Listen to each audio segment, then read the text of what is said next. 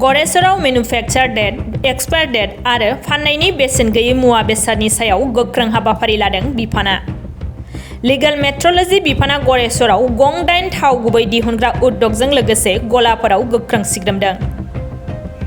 बीटीसीनि legal metrology बिफाना मैन्युफेक्चार date, expire date आरो फाननायनि बेसेन गैयालासेनो आयेन बेरेखायै मुवा बेसाद फाननाय आरो आयेन बायदियै रायजो राजाफोरनो मुवा बेसाद फाननायखौ रोखा खालामनो थाखाय बाक्सा जिल्लानि तामुलपुर महकुमानि गरेसरनि फिसा फिसा उद्यग आरो गलाफोराव नायबिजिरनाय हाबाफारि लादों।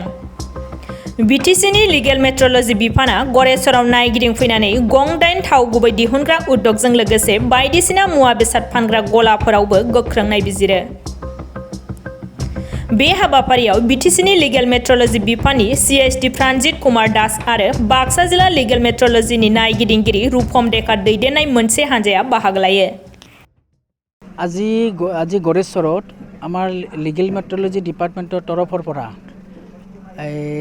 किछुमान व्यवसायिक प्रतिष्ठानत आमी जोखमाखर सामग्रीबिलाकर ओपरत आमी ता परिदर्शन करा होइसे और विशेषके आमार मिठातेलर मिलबिलाकत आमी परिदर्शन करा होइसे और এই परिदर्शन काলত किछुमान मिलत माने बटलबिलाकत लेबेलिंग करा नाय जेनेके MRP मैक्सिमाम मैन्युफेक्चारिंग एड्रेस मैन्युफेक्चारिंग डेट इबिलाक नथकार कारणे आमी हेबिलाक सामग्री as per legal metrology act मते आमी बाजेयाप्त करा होइसे और तेलकर एगेन्स्टे प्रसिक्यूशन केस रेजिस्टार करा होइसे।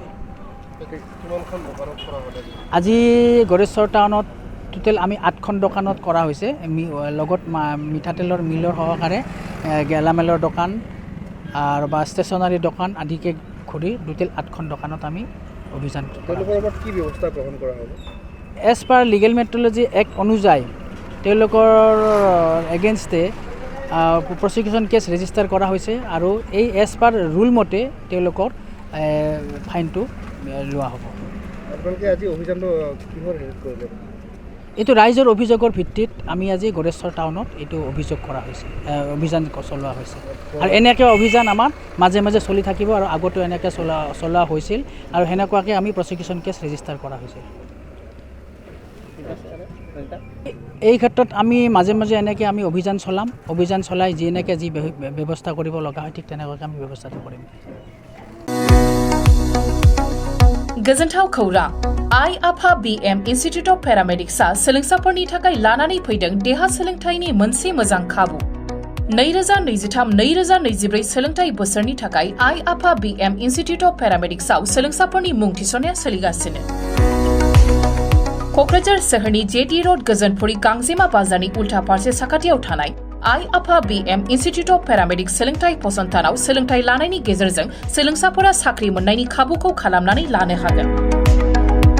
भारत सेवक समाजजों गनायथि जानाय बे फसंथानाव 2 बोसोर समनि थाखाय medical laboratory technology BSS diploma, assistant nursing, first aid patient care, dialysis technician, OT technician, physiotherapy डिप्लोमाजों लोगोसे 3 बोसोर समनि थाखाय ICU टेक्निशियन, रेडियोलॉजी टेक्निशियन डिप्लोमाखौ लानो हागोन।